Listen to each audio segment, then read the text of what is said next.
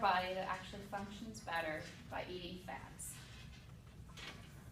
The brain that you see on the left side of the screen is a brain that's a person followed a healthy fats diet, wholesome, nutritious food that fed the brain, and the brain you see on the right-hand side is from a person who ate a high sugar, highly processed carbohydrate diet.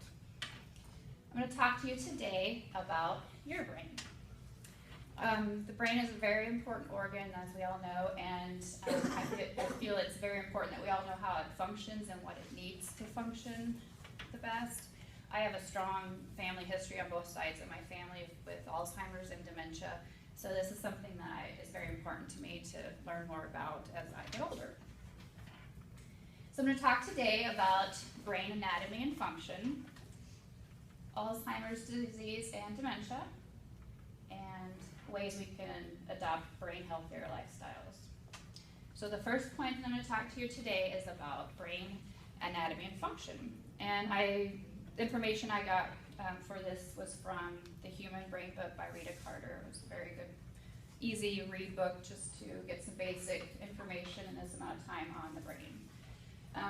As you can see, that we have the frontal lobe, the parietal lobe, the temporal lobe, and the occipital lobe, and then the cerebellum.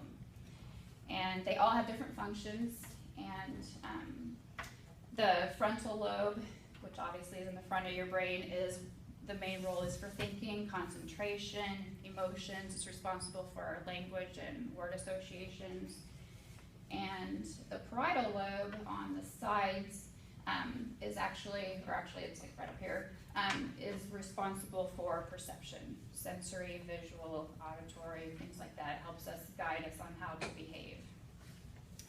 The temporal lobes, which obviously are on our temples, the sides of our head, responsible for long-term memory and help in also regulating emotions. Fear comes from that area of our brain, other behaviors, hearing, visual memory, and also categorizing certain objects that we come across.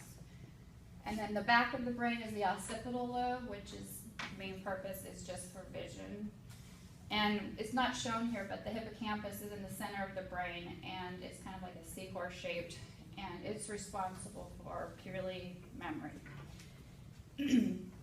The cerebellum is the part of the brain that's responsible for balance and coordinating of movements, small motor skills, some memory in that area as well.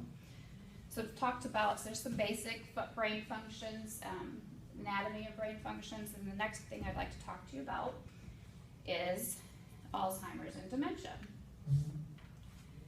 According to the U.S. Department of Health and Human Services and the National Institute of Aging, they define Alzheimer's and dementia as brain diseases that slowly destroy our nerve cells, memory, and our thinking skills.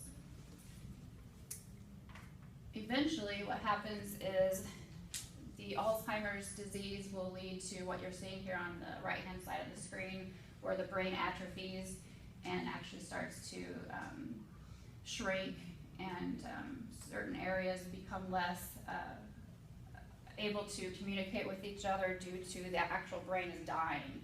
And so what can happen is these people with Alzheimer's will actually eventually die due to the disease because of brain failure.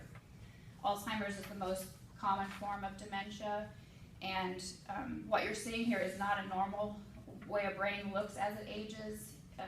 This is a diseased brain, and it's a growing epidemic in our world today, mainly due to the type of diets that we're all eating. It's projected to cripple our healthcare system in America. This year alone is projected $259 billion in healthcare costs just for Alzheimer's healthcare, and projected in 2050, that's supposed to increase up to $1 trillion. So currently in 2017, every 66 seconds, someone is diagnosed with Alzheimer's. And that's up to about 500,000 new cases diagnosed every single year. That's more than 5 million people, Americans, have it right now currently. And in 2050, it's going to increase to up to 1 million new cases every year, which will be about someone diagnosed every 33 seconds. This disease puts a huge strain on families. They need around-the-clock care. So people usually have to quit their job to get care for them, or the financial strain that it puts on the family due to them having to hire a caretaker for this individual. It's just extremely stressful for everybody involved.